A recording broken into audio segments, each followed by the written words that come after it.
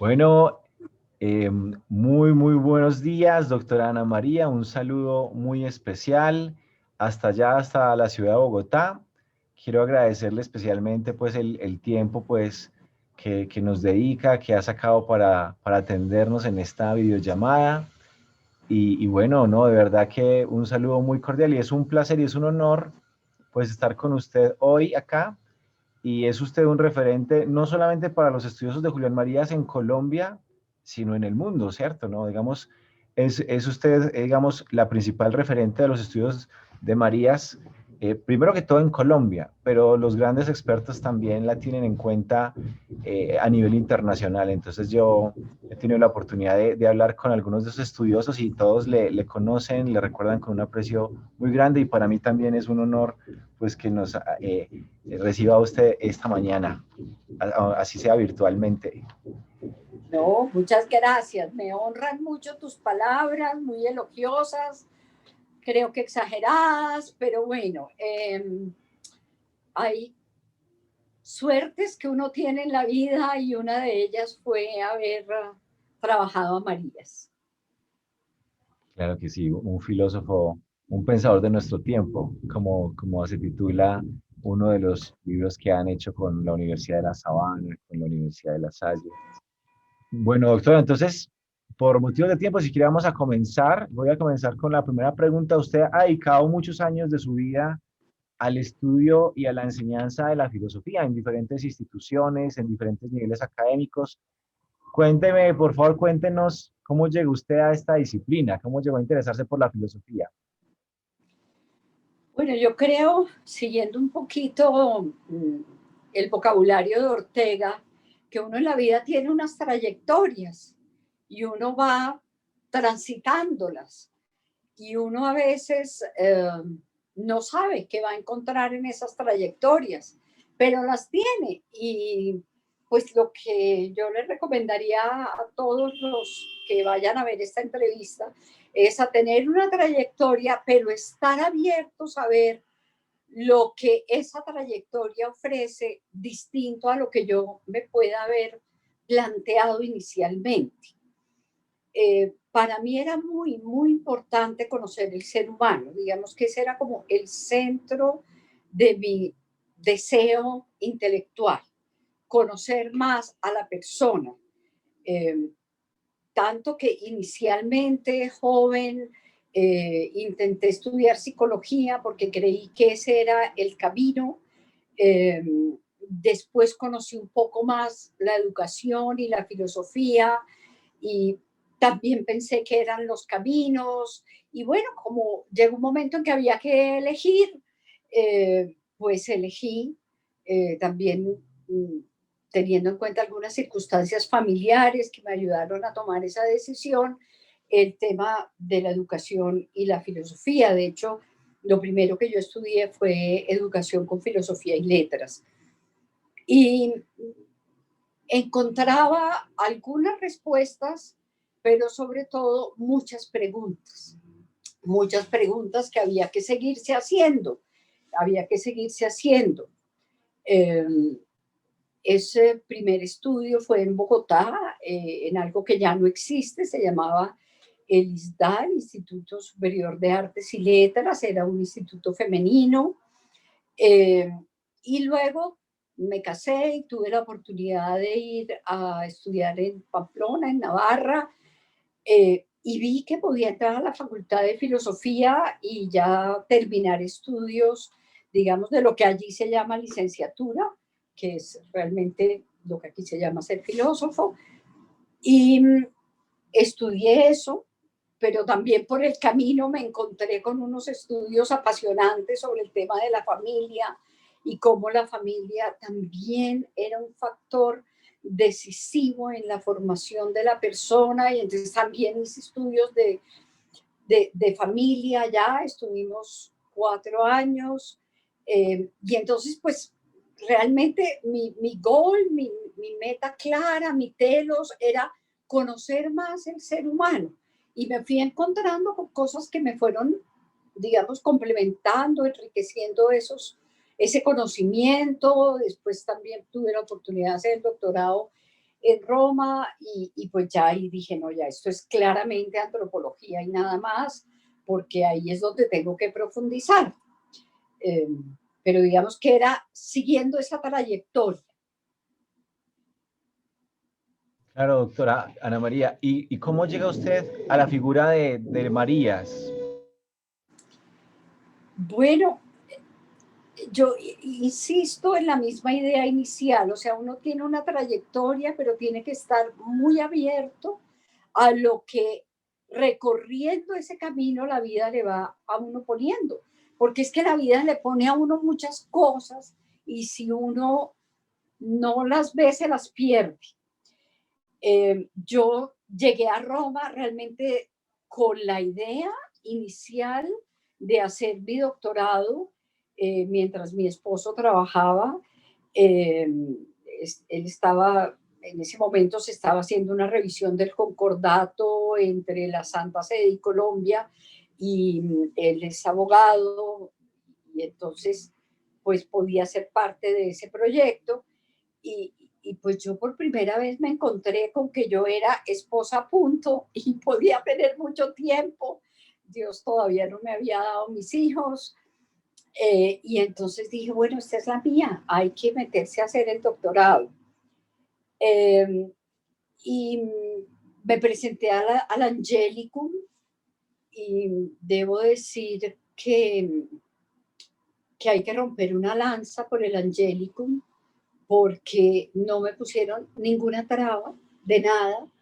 Eh, Me dijeron, no, pues si usted hizo la licenciatura en Navarra, pues ya usted debe estar lista, empiece sus trámites de doctorado y bueno, tenía que hacer un montón de cosas y los fui haciendo, pero ninguna traba, todo fue facilitarme y yo dije que yo quería en antropología y empecé a estudiar distintos autores, distintas posibilidades y, y en esas, pues había mucho revuelo en Roma con Julián Marías, porque había sido designado al Consejo Pontificio para la Cultura, y la gente decía, bueno, ¿quién es este? Además, discípulo de Ortega, esto puede ser un poco sospechoso, ¿qué pensará este señor?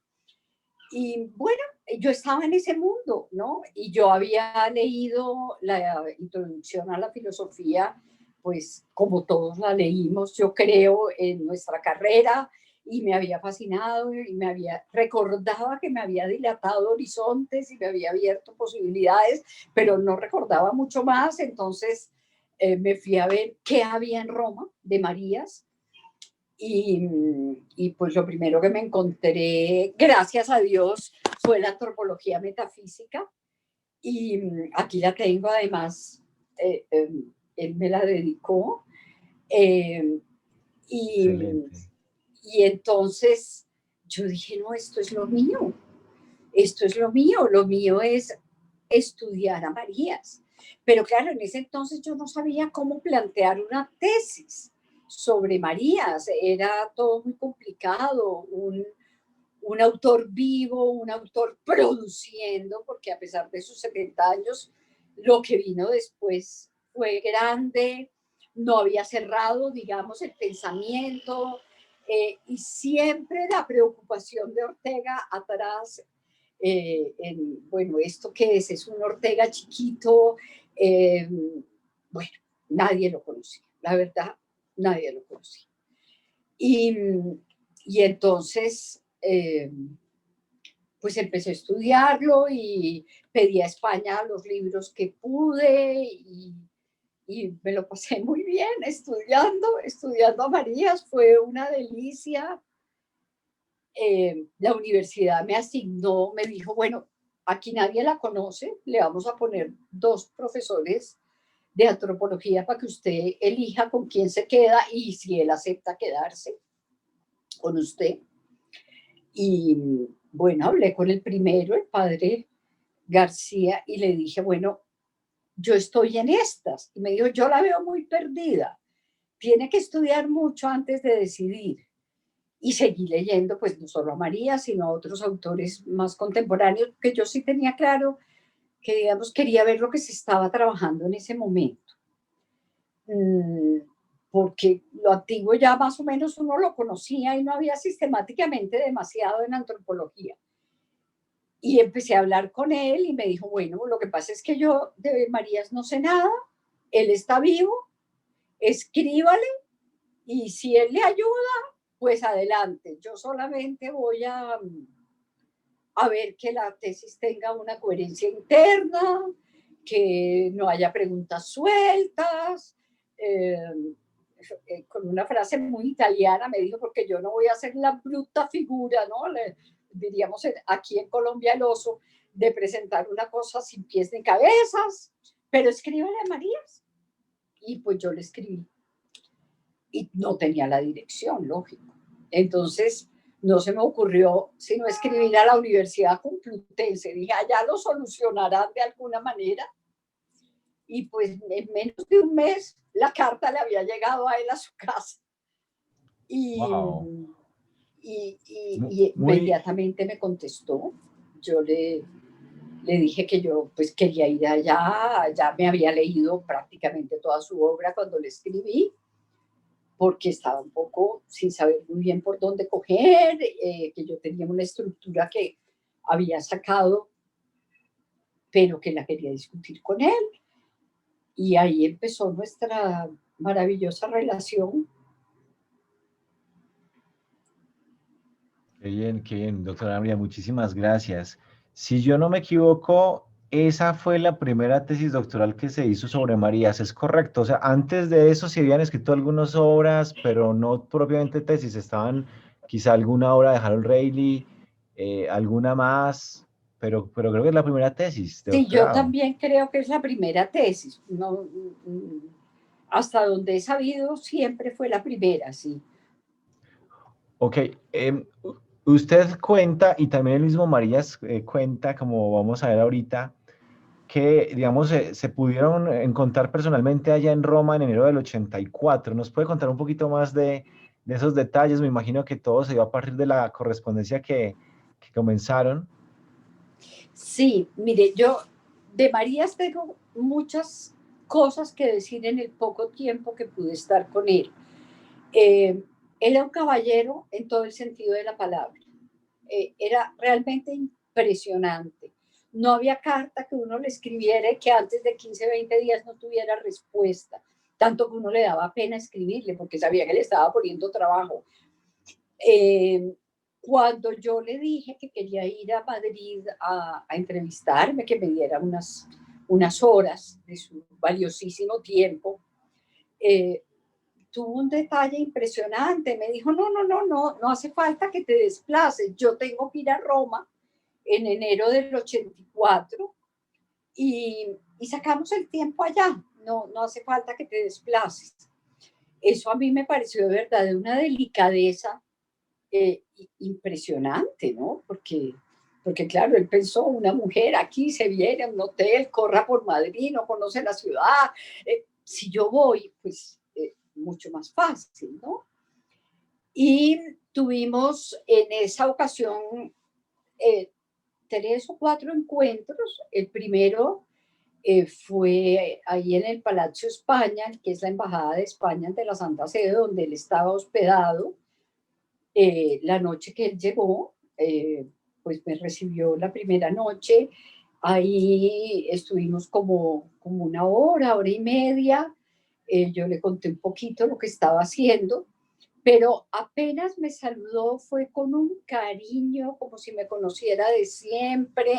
Me habló del café de Colombia, me habló de Latinoamérica, de cuando había venido por aquí a los Andes. O sea, él iba por delante haciéndolo sentir a uno una persona importante, siendo uno un simple estudiante, ¿no? O sea, que de verdad es una cosa que, que uno no tiene como agradecer. Le conté un poquito lo que yo estaba haciendo, le dije que lo que yo quería era como poder poner su pensamiento a disposición de otros, de tal manera que siguiera un poquito la línea de algunas de sus nociones, que habían tenido como un hito, que él mismo lo dice en la antropología metafísica, ¿no? Él dice que esa es la cumbre de su pensamiento y todo lo que él realmente hizo después fueron desarrollos a partir de ahí.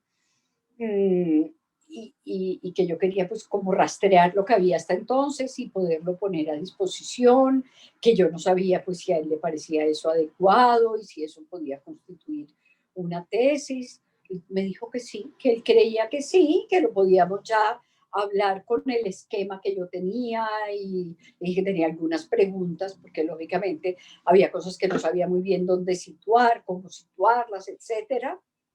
Y me dijo que sí, que claro, entonces sacó su agendita y pusimos ahí una cita larga, que fue una comida deliciosa y larguísima en un restaurante, Gigliolo il Pescatore, en un jardín de Parioli precioso, y ahí discutimos prácticamente todo lo que vendría después.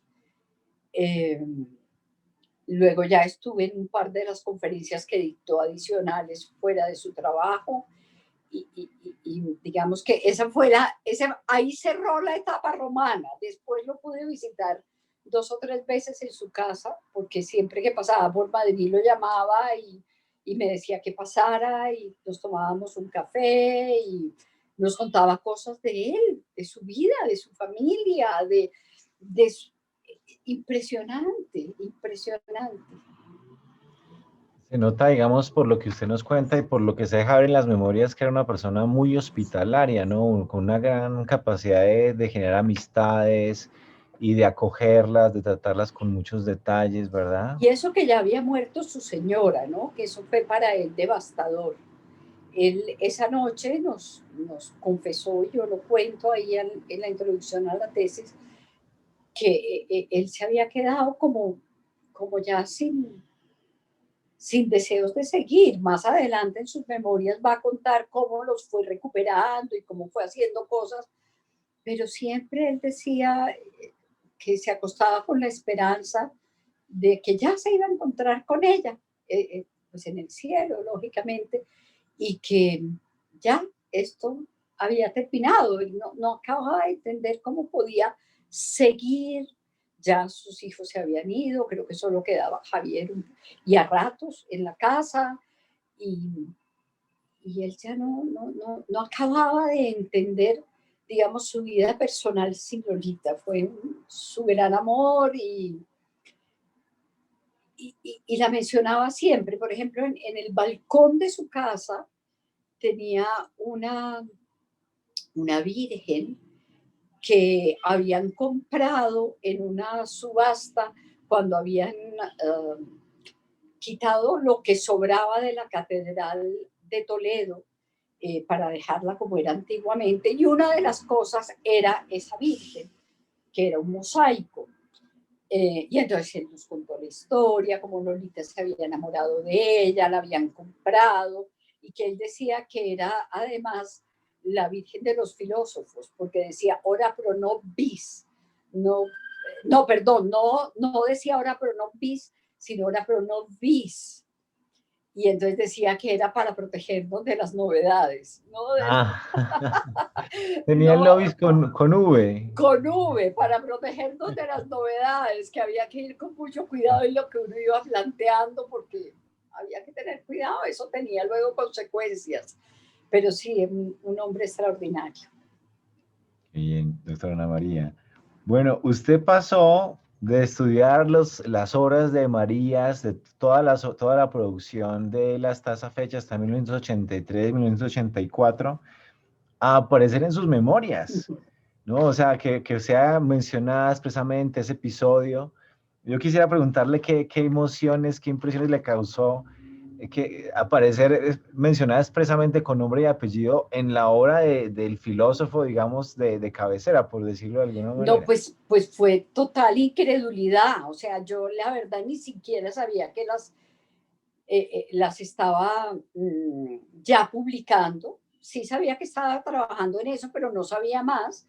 Y un día me llamó un amigo español con quien habíamos trabajado muchos años en familia y me dijo, estoy leyendo el tercer tomo de las Memorias de Marías y estás ahí, ¿cómo es esto?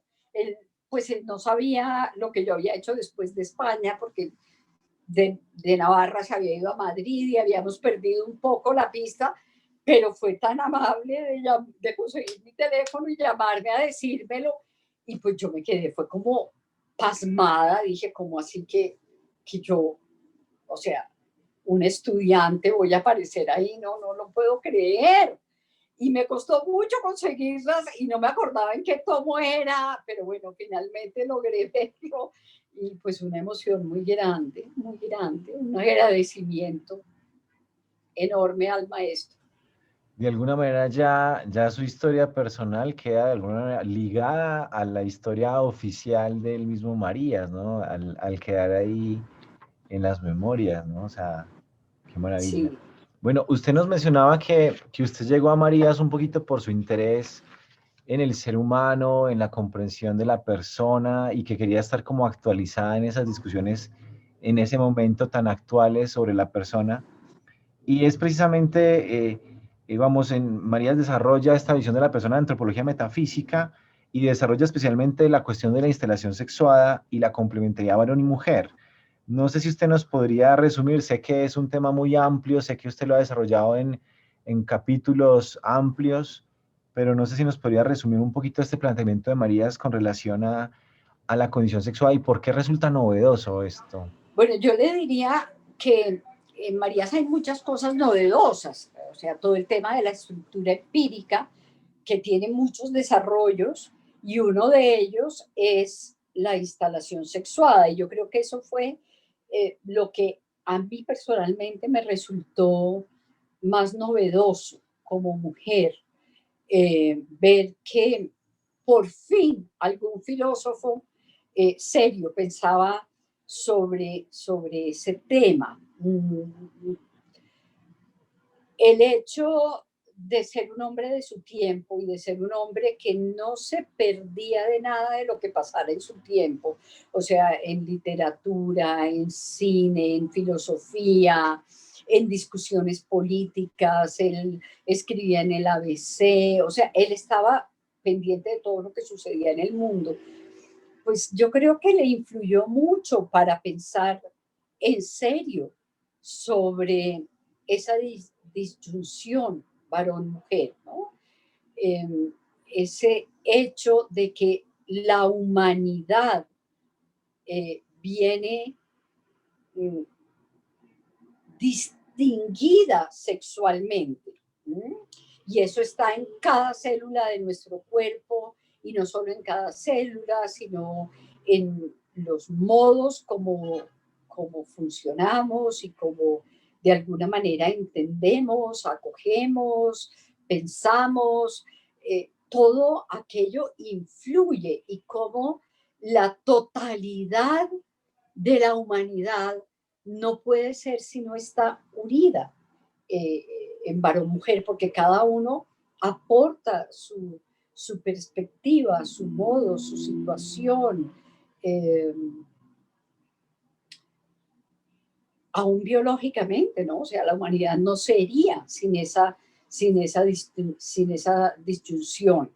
Él hace algunas propuestas, a mí me parecen muy lanzadas, muy interesantes, intentando encontrar qué es eso central de lo femenino y lo central de lo masculino.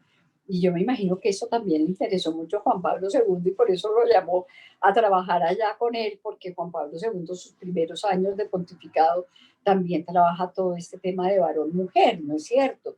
Y Julián Marías eh, hace cosas maravillosas, ¿no? Como, por ejemplo, decir que la mujer es alada, que la mujer eh, se dice que la mujer eh, es un poco ingrávida en el sentido de que sale volando y dice, tiene que ser así, porque si no el varón se quedaría en su gravidez y no sería capaz de volar más allá, ¿no?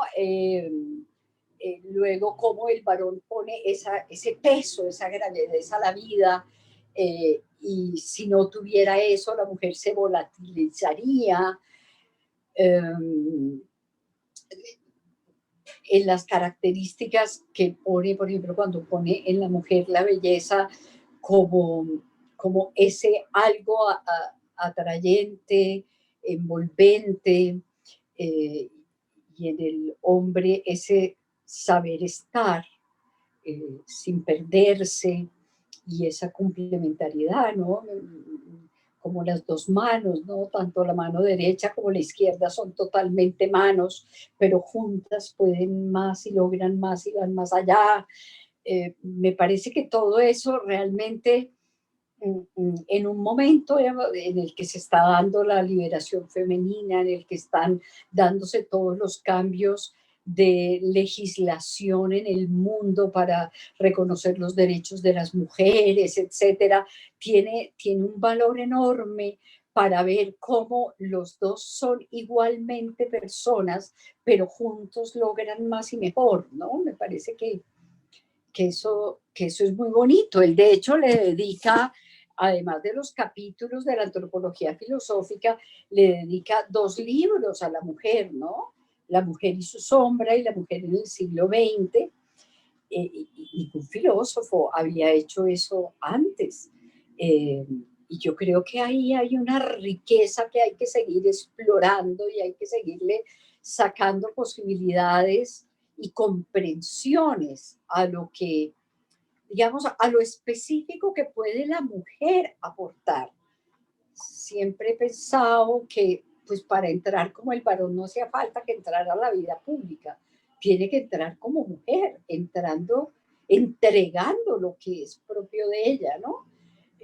Lo mismo que el varón, en la casa no tiene que entrar como mujer, sino como varón, entregando lo propio suyo para que esas realidades crezcan y lleguen a una plenitud mucho mayor que la que hasta ahora había sido lograda, ¿no? Creo que va por ahí esa riqueza para mí como también educadora, ¿no? Creo que sí, doctora María. Usted acaba de mencionar también la mujer en el siglo XX y la mujer y su sombra. Estas obras plantean, digamos, una repetición de antropología metafísica de la condición sexuada, o en qué sentido pueden generar, plantea ahí novedades, Marías, con relación al tema de la mujer. Pues mira, creo que, como en tantos otros temas, Marías en la antropología hace mm, como una casi introducción a esos temas, ¿no es cierto? Porque los plantea muy filosóficamente, esto es lo que hay, pero luego, ¿cómo se vive eso? Por ejemplo, si tú miras en el índice de la mujer en el siglo XX, por decir algo, te viene todo un desarrollo histórico desde la época victoriana hasta nuestros días de qué fue lo que pasó con la mujer, cómo se instaló la mujer en ese mundo en la época victoriana, cómo empezó la industrialización a cambiar esas vigencias que había entonces. Y bueno, todo el tema de las vigencias y todo el tema de las creencias son claves aquí, ¿no es cierto? Porque se creía que la mujer tenía que estar instalada de unas maneras y viene lo que él llama cómo se rompe una creencia y él va a decir se rompe pensándola, se rompe realmente viendo qué posibilidades tiene o no tiene y por qué sí o por qué no, y si es una cosa fundamentalmente histórica o ligada al ser del ser humano, o es algo que puede cambiar, y en qué sentido y qué puede cambiar y qué no. Y eso es todo lo que él va a ir desarrollando en estos otros libros, ¿no es cierto? Entonces, cómo las vigencias, lo que estaba bien visto, lo que no estaba permitido o lo que estaba exigido a la mujer va a ir cambiando tan grandemente a finales del siglo XIX y durante todo el siglo XX, y cuáles son esas nuevas posibilidades que se le van abriendo, ¿Cuáles son esas posibilidades que se le van abriendo? Una de ellas que él ama mucho es la amistad intersexuada. O sea, antes era prácticamente imposible pensar que el hombre y la mujer pudieran ser amigos, pudieran compartir personalmente, porque pues toda relación era en principio vista como que se dirigía a una relación Romance. más, digamos, que podías tener un contenido sexual a la larga o matrimonial, etcétera, ¿no es cierto?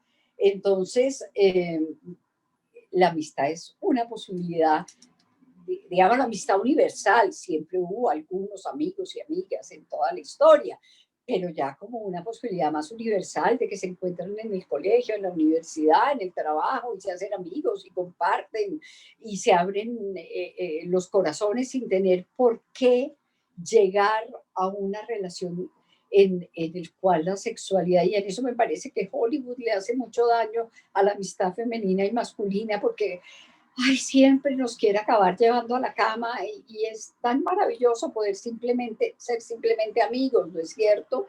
Entonces todo eso lo va llevando él, eh, a través de esos nuevos libros, ¿no? La búsqueda de la identidad femenina en esta nueva vorágine, eh, y todo el tema del amor y del enamoramiento, como él lo trata, que realmente es de una delicadeza y de una radicalidad, ¿no? O sea, cuando él dice es que amar es estar instalado en el ser del otro, es que eso es una cosa de una fuerza que, que si no se profundiza en ella, pues es que acabamos en estos amores mm, tan de tan poco peso que nos muestran a veces algunas películas, ¿no? Gracias a Dios, las grandes películas nos siguen mostrando esa fuerza honda de ese amor, ¿no? Creo que No eso, sé si esto aporta o... claro que sí, totalmente, doctora María. Perdóneme que me salga un poquito del guión. Yo le quería preguntar un poco sobre esta razón vital femenina de la que habla Marías, ¿no? Pero Marías como que, digamos, todavía extraña un mayor desarrollo de la razón vital femenina. Dice que si las mujeres ejercieran más esta razón vital femenina, por ejemplo, en filosofía, casi que sería como el descubrimiento de un nuevo continente, pero todavía dice, todavía falta, todavía falta.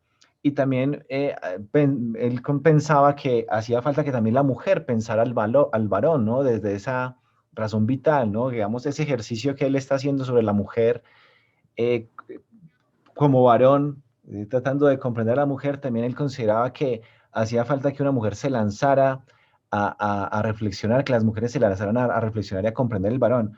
¿Considera usted que esto va avanzando, estas misiones de Marías, tareas importantes, se han, digamos, estancado o qué líneas, qué progresos se han hecho en esa línea? Pues en eso no le puedo decir mucho. Yo sé, por ejemplo, que en España hay unos grupos, está la Asociación de Personalismo, allí está Nieves Gómez Álvarez, que ha venido trabajando estos temas, pero ha trabajado más la mujer. Yo creo que lanzarse ya a pensar sobre el hombre lo hemos hecho muy poco. Lo hemos dado por supuesto, hemos pensado que todo lo que se ha pensado hasta ahora ha sido masculino, ha sido sobre el varón, porque han sido varones los que han pensado. Pero tal vez ya entrar a esas diferencias, entrar a esos matices, tal vez están muchas cosas por hacerse. Eso es totalmente cierto. Hay mucho, mucho por hacerse. Y creo también que ese supuesto de que todo lo que se ha pensado es masculino nos hace mucho daño, porque realmente no, como dice María, es más la parte metafísica lo que se ha pensado, y eso tiene una validez varón-mujer. Luego en el existencialismo indudablemente sí creo que hay un pensar el mundo muy desde el varón, porque son varones los que lo están sufriendo, luchando y pensando. Hay mujeres que han pensado sobre las mujeres, Edith Stein, en fin, pero sí creo que el varón es un trabajo que está por hacerse y que como hemos supuesto todo lo que él ha entregado, no lo hemos sistematizado. No lo hemos sistematizado. Y a veces también lo que hemos intentado sistematizar es lo negativo. Es lo negativo. En el sentido de los defectos que ha podido haber en ese trabajo. Y creo que eso está por hacerse. El siglo XX fue ese siglo del descubrimiento más de la mujer. En familia se está haciendo ya mucho, el trabajo del papá, el trabajo del varón en el hogar, el aporte específico, pero me parece que en filosofía sí es una tarea muy pendiente. Doctora Ana María, bueno, Julián Marías hablaba de la razón vital, de una circularidad entre filosofía y vida, entre la vida y filosofía. Yo quisiera preguntarle a nivel personal, tiene que ser personal la pregunta, ¿cómo le ha enriquecido, qué le ha aportado el estudio de la antropología filosófica de Marías, de estos temas de condición sexuada, de la disyunción, de la identidad femenina? Mucho, mucho, mucho, mucho. Y todo este tema de la razón vital, muchísimo, porque cuando yo estudié filosofía notaba como una especie de polarización entre lo objetivo y lo subjetivo. Y si uno daba cabida a lo subjetivo, entonces caía en el subjetivismo, en el relativismo, y claro, ahí se perdía el ser y eso generaba mucha angustia vital, ¿no es cierto? Perder el ser, perder lo que es, perder eh, la esencia es algo que genera mucha angustia y el relativismo la genera. Entonces, encontrar un pensamiento que es capaz de aunar eh, lo que el ser es con lo que le pasa, lo que hace, lo que sucede, lo que decide, las consecuencias, eh, las perspectivas, las trayectorias, el telos, pues es de una riqueza vital impresionante, porque entonces uno entiende que no tiene por qué polarizarse.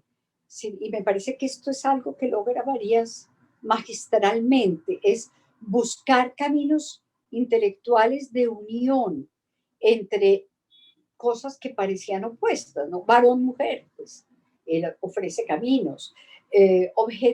Lo objetivo, lo subjetivo, ofrece el camino. Y ese camino es el que todos conocemos, que es la vida misma. Es que es la vida misma. Cuando nosotros vivimos, y por eso la ética es tan difícil, porque permanentemente estamos en estos dos niveles, el nivel de los principios, de los valores, del deber ser, y todo ese nivel de la vida que la ética lo exploró, porque habla de las circunstancias maravillosamente, pero que luego no sé qué pasó y la gente se polarizó y Marías ofrece unos caminos de volver a unir y de llevar más allá que me parecen muy prácticos para la vida personal y para el trabajo profesional también. Ana María, pues a mí me encantaría hacerle muchas más preguntas, pero por motivos también de su tiempo, de la amabilidad que nos ha dado y que, no, que nos pueda volver a atender en otra ocasión y no cansarla demasiado, yo quisiera cerrar esta entrevista con dos pequeñas preguntas, no sé qué tan pequeñas sean. ¿Qué aporta, digamos, esta filosofía de Marías a una discusión tan álgida, tan compleja como la actual sobre sexo y género, ¿no? Esta categoría género que ha emergido con tanta fuerza, ¿qué aporta? ¿Puede aportar algo a esta discusión? Bueno, esa es la pregunta, como dirían los gringos, tricky, ¿no? La pregunta que tiene su venenito. Yo creo que sí, yo creo que sí aporta, y es precisamente esto que señalaba hace un momento, el hecho de poder poner en un mismo plano de entendimiento que tenemos un ser, pero que ese ser tiene unos desarrollos y que hay una cultura y que hay una serie de modos de ser y que también hay una biología que se manifiesta de muchas maneras, porque la biología no solo se manifiesta en los caracteres, digamos, sexuales gruesos, sino que también en todo la endocrinología y demás, y que eso implica modos secundarios de pensar, de hacer, de acercarse y de mirar, pues puede ofrecer grandes aportes para pensar este tema. Yo realmente creo que Simone de Beauvoir hizo un ejercicio muy interesante al estudiar las especies y lo femenino y lo masculino en las especies, pero luego dio un salto muy extraño a poder afirmar que ser mujer no nace, sino que se hace, que es una cosa absolutamente cultural. No. O sea, y yo creo que lo primero, tal vez después de mi tesis que yo escribí, fue un articulito que me publicaron, que yo preguntaba, ¿la mujer ha perdido su identidad entonces? Si su identidad son los roles, ¿lo perdió en el siglo XX? Y no, la identidad es algo mucho más hondo. La identidad tiene que ver con el ser más profundo y con mi telos, con mis relaciones, con todo eso que yo voy construyendo y soy. Entonces, que a mí me digan que me hacen unos roles y perder mi naturaleza femenina, me parece que es empobrecer la discusión. O sea, lo interesante es ver que somos y luego nos desarrollamos. Y que puede haber dificultades y que puede haber trayectorias distintas a las iniciales y que habrá que en cada caso entrar a mirar qué pasó, por qué y realmente qué es lo que en el fondo del corazón esa persona es, quiere, desea. Pues creo que esto es una labor importantísima que se le ha dejado mucho a la psicología y a la psiquiatría y que muchos de ellos se han ido rápidamente por lo cultural, pero la cultura no sería posible sin un ser que la desarrolle. Entonces yo creo que esto no se puede ir tan rápido, ¿no? Hay que ir mucho más despacio. Yo creo que sí, sí aporta mucho. Muchas gracias, doctora Ana María. Y ya para concluir, no sé si quiere añadir algo más, si algo se me escapó, digamos, de esos encuentros con María, los encuentros en Madrid, en su casa, que quisiera quiera añadir de esa elaboración, de esos contactos personales con María en el momento de la redacción de su tesis. No, tal vez lo único es que fue impresionante cómo respondió a todas mis preguntas con una rapidez, porque, por ejemplo, había cosas como la instalación sexual, él la trabajaba en distintos momentos de su pensamiento. Y yo le pregunté si había que ponerla en varios o las podía unir, si él creía que era lícito dar ese paso. Me dijo, ¿tú qué crees? Yo le dije, pues yo la tengo planteada unida. Me dijo, sí, sí, únela, porque eso es lo que tú quieres hacer, es mostrar esa continuidad, así que hazlo. O sea, era de una generosidad aún con su propio pensamiento, de permitir que una estudiante le propusiera cosas que siempre me mostró esa mente abierta de Marías. Creo que sí, doctora Ana María, nuevamente muchísimas gracias por su tiempo, sobre todo por la generosidad para compartirnos no solamente sus ideas, sus conocimientos, sino también su experiencia, un poquito de su historia personal alrededor, digamos, de la antropología metafísica de los temas y la persona de Julián Marías. Entonces, de verdad, muchas gracias y bueno, seguiremos como con mucho entusiasmo, con mucha ilusión los trabajos que sigan generando alrededor de Marías, alrededor de la familia. Bueno, muchas gracias. Espero que todo ese trabajo que están ustedes realizando y todo lo que van a ir añadiéndole a esto con el tema del cine, que es donde él mismo dice que ahí hay muchas luces para entender lo que después él sistematizó. porque él ahí va viendo muchas cosas de la estructura empírica, la flacura, la gordura, la feminidad, la masculinidad, el lugar, todo eso de alguna manera ya está ahí. Así que tienes un trabajo muy grande por delante y que esperamos verlo pronto. Muchas gracias y bueno, hasta pronto.